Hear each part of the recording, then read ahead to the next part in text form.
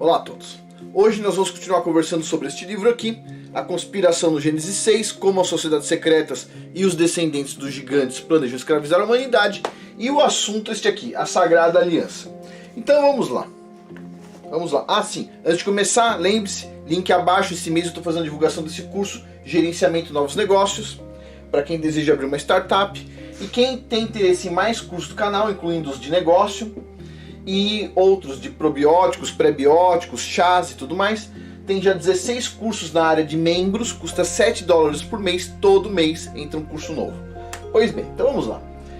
Deuteronômio, capítulo 28, versículo de 15 a 64. Ele vai pular alguns trechos, tá? Tá aqui com os 3 pontinhos, 4 pontinhos, mas é esse trecho aqui de versículo 15 a 64. Olha só. No entanto, se você não obedecer a Yahweh, seu Elohim, e não seguir cuidadosamente todos os seus mandamentos e decretos que eu estou lhe dando hoje, todas essas maldições virão sobre você e o alcançarão. A gente já falou sobre isso em outros vídeos, certo? Você será amaldiçoado na cidade e amaldiçoado será no campo. E Yahweh trará uma nação contra você de longe, dos confins da terra, uma nação de aparência feroz, sem respeito pelos velhos ou piedade pelos jovens. Você, que era tão numeroso quanto as estrelas do céu, restará uns poucos em número. Então Yahweh os espalhará entre todas as nações, de um extremo ao outro. Uau! Então olha só, a questão da importância de seguir exatamente o que o Criador estava pedindo, certo? Com o fracasso de Israel em completar a expulsão de todos os povos estrangeiros da Terra da Aliança, que eles deveriam ter feito, e a erradicação completa dos Néfilins, por que os Néfilins voltaram a assombrar Israel nas décadas que se seguiram? Por quê? Porque houve maldições decorrentes do não cumprimento das obrigações do pacto. Francamente, Israel não cumpriu as obrigações do pacto, juramentadas no topo da montanha, ao pé da letra, com as instruções que o Criador Yahweh mandou, certo? Não cumpriu. Embora Josué e os israelitas tenham conquistado tudo, exceto a terra dos filisteus e partes do Líbano dos dias modernos, Israel não aniquilou totalmente ou expulsou completamente todos os ex-guardiões da terra prometida. Não foi feito isso.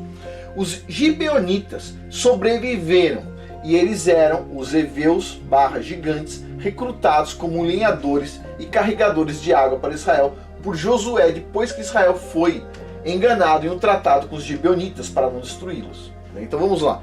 Para quem não lembra da história, chega o pessoal com uma roupa eles colocaram uma roupa bem ruim assim, né? Como se estivesse desgastada, como se estivessem vindo de muito longe. E basicamente eles convenceram os israelitas a fazer um acordo.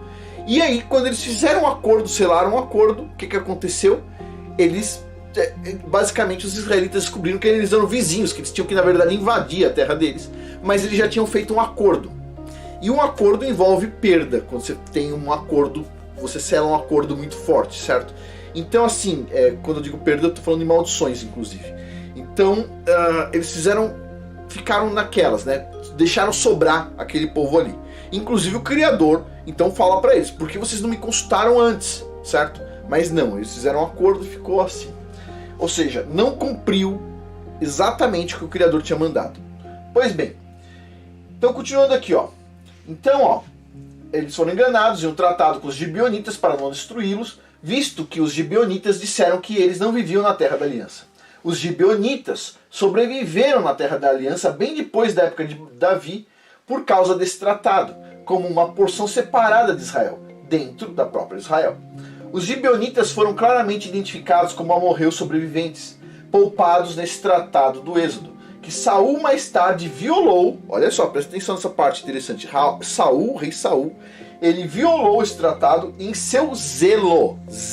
Olha o que o autor coloca aqui. Esse ponto de vista eu nunca tinha pensado, mas olha só. Ele violou esse tratado por seu zelo, esforçando-se para aniquilar os gibeonitas, o que custou a Saul 7 dos seus filhos como punição. Quando tem um acordo que envolve maldição, tipo assim, a pessoa que vai quebrar ele sabe que ela vai perder muitas coisas. Mas como Saul era zeloso, conforme está escrito nesse livro aqui, ele está colocando dessa forma, Saul tentou, né, resolver o problema, só que ele sabia que ia pagar um preço caro e ele pagou 7 filhos. Pois bem, em geral a gente ouve que o rei Saul era o mal da história sempre, né? Mas aqui está colocando de uma forma diferente, eu achei interessante isso. Vamos lá. Israel recebeu um conjunto de instruções muito claras e abrangente, vinculado à Santa Aliança por meio de Moisés, a respeito então da conquista da terra. Se Israel tivesse cumprido completamente suas obrigações com o pacto, eles teriam recebido a parte integral das bênçãos do pacto, que incluíam a posse total de todas as terras prometidas a Abraão, junto com uma prosperidade nunca vista. Mas, aí vem um ponto, por que Israel não cumpriu completamente suas obrigações do pacto? Eles estavam então sujeitos a maldições do pacto, porque eles não cumpriram. Israel concedeu misericórdia às nações que conquistou, permitindo que vestígios vivessem entre eles e compartilhassem a terra da aliança. É preciso então considerar que Israel foi criado e depois separado de todas as outras nações do mundo. Israel foi criado para um destino específico, para salvar a humanidade, porque a gente sabe que o Messias, o Salvador, vem de Israel, basicamente. Já veio, certo? Já veio e ainda vai voltar. Pois bem, mantido a um critério significativamente mais alto, ou seja, ela foi separada, portanto a punição, a maldição, quando você tem uma porção maior, a maldição também é pesada, certo? Pois bem. Então, condenado a punições horríveis quando eles falharam. Claro, se você tem um prêmio alto a ganhar, se você falhar, você também vai perder muito. Israel estava vinculado a uma santa aliança com Yahweh, que exigia requisitos difíceis e específicos. Em Êxodo capítulo 19, versículo de 4 a 6, nós temos o seguinte, abre aspas, vocês mesmos viram o que eu fiz ao Egito, e como os carreguei nas asas de águia e os trouxe para mim. Agora, se você me obedecer totalmente, guardar minha aliança, então de todas as nações, você será meu tesouro mais precioso. Embora toda a terra seja minha, você será para mim um reino de sacerdotes e uma nação sagrada. Ou seja, uma promessa muito forte, certo? As maldições da aliança estavam embutidas no contágio que surgiu das nações infectadas que anteriormente ocupavam a terra de Israel. Práticas e tradições adulteradas estavam enraizadas em filosofias panteístas e néfrim, que se tivessem a oportunidade, contaminariam a aliança monoteísta que Israel acabara de fazer.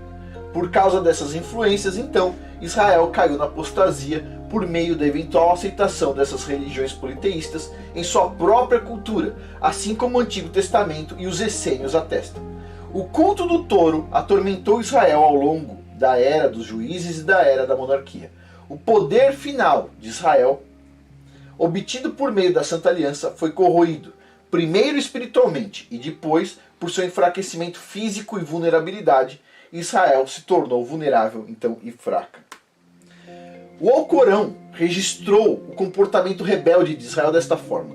Olha só, quando eles se tornaram firmes e acreditaram firmemente em nossas mensagens, levantamos líderes entre eles, guiando-os de acordo com o nosso comando. Mas quando Israel então faz o oposto, ela cai, entra em apostasia, certo? Por meio de muitos avivamentos espirituais da aliança, Israel recuperou a vantagem sobre seus inimigos. Os altos e baixos do sucesso do reino de Israel ao longo de sua duração foram diretamente proporcionais aos níveis de apostasia e avivamento da aliança que Israel estava passando naquela época.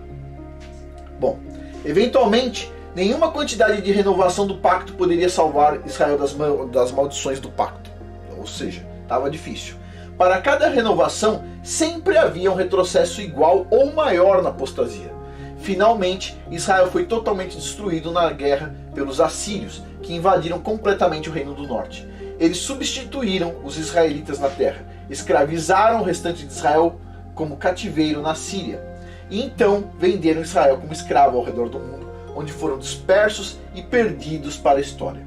Israel não será totalmente reunido novamente até o final desta era, pois as tribos do Reino do Norte ainda estão perdidas dentro das nações do mundo para as quais foram espalhadas. Logo, as tribos perdidas devem despertar para se lembrar de quem são, para que possam ser conduzidas de volta à terra prometida pelo seu Messias. Então, ou seja, concordo com ele, no final dos tempos, né, é o momento de todo mundo acordado, todo mundo despertar. Cada um faz o seu papel, mas a ideia aqui é despertar cada um que lá no fundo tem isso lá dentro, certo? Esse sentimento lá dentro. Pois bem, então, por quê? Porque não adianta o Messias vir resgatar as ovelhas perdidas se as ovelhas perdidas não sabem que são ovelhas, não sabem que tem dono e não sabem que estão perdidas. Aí fica difícil. Mas, ou seja, tem que haver uma restauração, certo? Pois bem. Segundo o Êxodo, o mistério das tribos perdidas será resolvido no tempo do fim e será o assunto ele diz, do meu próximo livro. O autor aqui diz, eu procurei o livro dele e não tem ainda. Então, se alguém souber, põe aí nos comentários, mas eu procurei e não achei. Mas ele está falando que seria o assunto do próximo livro. Ele já escreveu esse livro faz tempo, então já deveria ter um livro aí, né? Mas tudo bem. Judá, o Reino do Sul, sofreu o mesmo destino cerca de 100 anos depois, nas mãos dos babilônios, embora tenham sido os romanos que dispersaram Judá pelos 4 cantos da terra. As violações da aliança, a promessa feita a Yahweh e testemunhadas pelos santos anjos na montanha, são citadas como a causa raiz da destruição de Israel e Judá. Violações adicionais registradas no Alcorão incluem sua descrença, bem como rejeitar Yahushua como seu Messias, matando e rejeitando as mensagens dos profetas e quebrando, então, a lei, certo? E é interessante, essa parte eu não sabia que estava no Alcorão, ele colocou aqui. Bom, muitas pessoas reclamam quando colocam algum trecho do Alcorão, mas eu acho assim, tem muita informação que às vezes agrega, porque você sabe como é que é, as informações estão dispersas, a gente tem que ir tentando montar a coxa de retalho muitas vezes, certo? Pois bem, alguém se pergunta então, por que os israelitas e Josué nunca atacaram os filisteus, depois da derrota de todas as nações cananeias dos Néfilins e os anaquins das regiões montanhosas? Isso é um mistério. Ao longo da época de 400 anos dos juízes, os filisteus foram espinho contínuo no lado de Israel, em todas as oportunidades. E porque os Néfilins, ou os Avitas, como os filisteus os chamavam, residiam entre os filisteus, pode-se deduzir que foram os Néfilins que incitaram os filisteus a uma guerra contínua de gerações contra os israelitas. Os Néfilins foram a raiz do desdém dos filisteus desde a conquista em diante, assim como os Néfilins perseguiram então o povo de Yahweh desde o início. Apenas os povos descendentes de Abraão procuraram erradicar os gigantes de sua terra, como se houvesse uma guerra de gerações sendo travada por Yahweh e seu povo escolhido com os Néfilins, contra os Néfilins, né? A erradicação dos Néfilins foi posteriormente vinculada à Santa Aliança de Israel como parte de suas obrigações. Os Néfilins parecem ter respondido da mesma maneira. Isso sugere que a guerra de gerações contra os Néfilins não foi uma coincidência. Israel estava meramente cumprindo um decreto emitido nos tempos de Noé, quando o dilúvio foi trazido para livrar a terra da infestação dos Néfilins. Israel foi comissionado por Yahweh, foi ordenado por Yahweh para ser sua nova espada de justiça e ira, completando o edito pré-diluviano para erradicar os gigantes, embora o edito não tenha sido concluído até a época de Davi, né, e da monarquia. Bom, seguir os passos de Israel até o Êxodo, a conquista e a Santa Aliança é a única maneira de determinar o contexto, ou seja, é a chave. A gente precisa ter algumas chaves de entendimento, certo? Há uma batalha espiritual contínua e formativa pela dominação terrena do espaço onde a gente vive, travada entre os descendentes dos gigantes e os anjos das trevas contra os descendentes de Abraão, Noé, Sete e Adão. A conquista dos israelitas foi mais do que o contexto violento e superficial que a maioria dos cínicos seculares afirmam ser. Ou seja, vocês já viram por aí, né? Sempre tem alguém cínico que fala assim, a Bíblia, olha quanto sangue derramado, não sei o que. Tá de brincadeira. Faltou ainda derramar a quantidade certa. Faltou gente lá, né? Mas, em geral, essas pessoas são cínicas, ok? Eles sabem que o que estava lá era coisa má, mas eles são cínicos. Como a maioria das pessoas não lê a Bíblia, não tem o contexto histórico adequado, muitos de nós às vezes não tem no início, certo? A gente vai aprendendo com o tempo.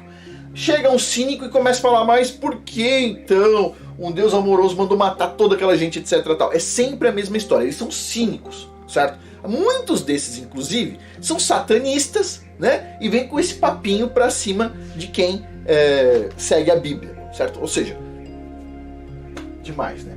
Os israelitas eles foram encarregados de limpar a terra da aliança dos temidos Néfilins e de limpar a terra do povo que os Néfilins corromperam.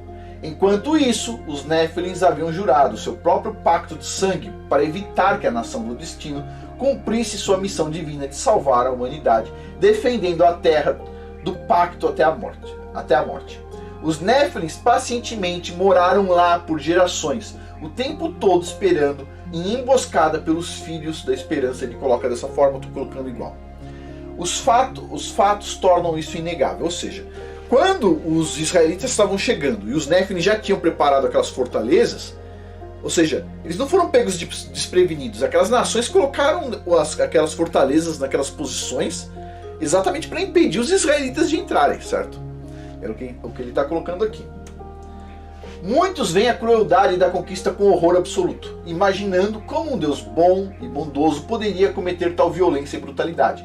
Mas lembre-se que Yahweh não ordenou aos israelitas a aplicar o mesmo tipo de violência contra o resto das nações do mundo, certo? Só foi com aquelas específicas.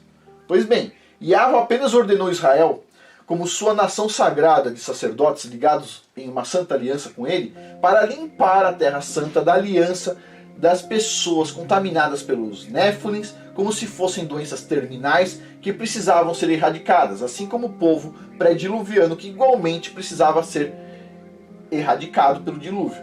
E porque Israel não cumpriu totalmente suas obrigações do pacto, as pessoas infectadas que estavam lá, que não foram totalmente erradicadas, voltaram a assombrar Israel.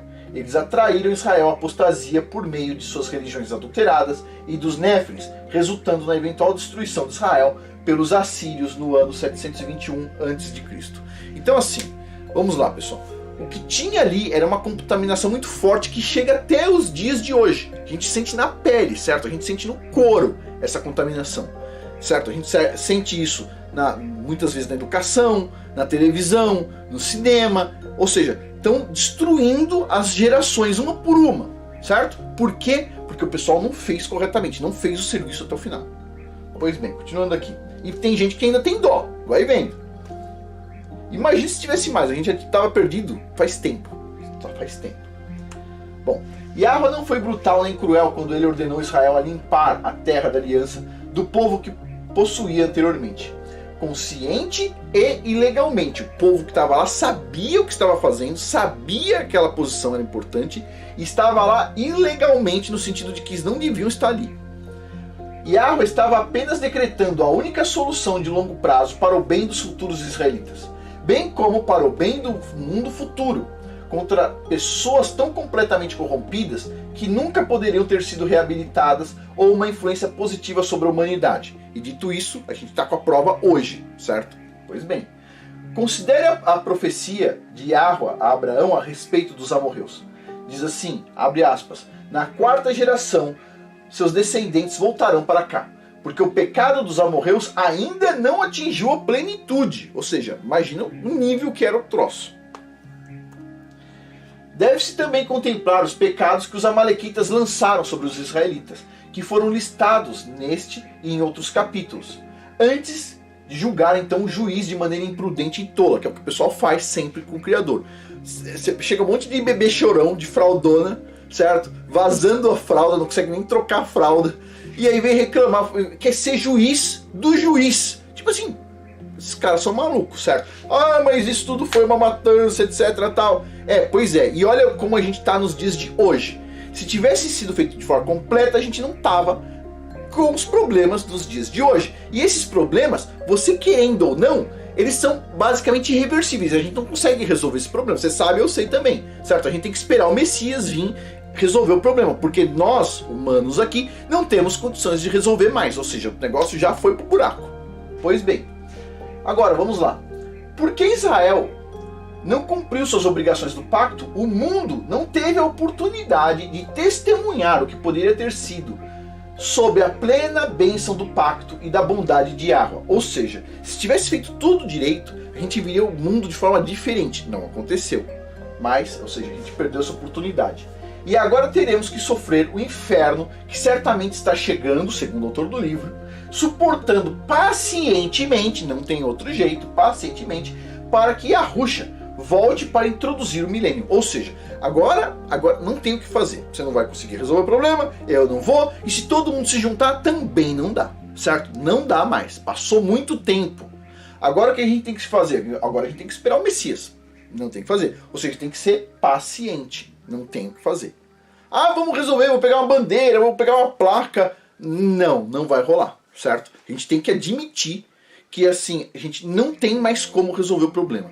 Tem um monte de gente que me manda e-mail e fala assim: ah, Afonso, se as pessoas se juntarem e não sei o que, a gente vai conseguir resolver o problema. O ponto aqui é o seguinte, pessoal: o Criador, ele não vai intervir se a gente acredita que nós vamos conseguir resolver o problema. A gente tem que implorar para ele, dizer assim: ó, nós não conseguimos resolver o problema, nós precisamos de sua ajuda. Não tem como. Enquanto tem otário acreditando que vai conseguir resolver os problemas do mundo, e tipo assim, não tem a menor ideia do grau de problema que existe, tipo assim, a gente não vai conseguir ver o Messias voltando. A gente tem que admitir, nós somos incompetentes para resolver esses problemas. Precisamos da ajuda do Messias, ponto.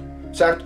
Eu vou falar uma coisa para todo mundo. Se todo mundo aqui multiplicasse a inteligência por 10, incluindo eu, todo mundo, ok? Nós não teríamos condições de resolver o problema, porque os problemas, eles estão infiltrados, como ele mostra nesse livro aqui, dentro de sociedades secretas que eu não consigo ver, nem você consegue ver. Se nós não conseguimos nem acessar o que tem dentro desses lugares, se a gente não sabe nem o que está acontecendo ali, quem está ali, e eu estou falando de sociedades super secretas mesmo, não estou falando de sociedades simples.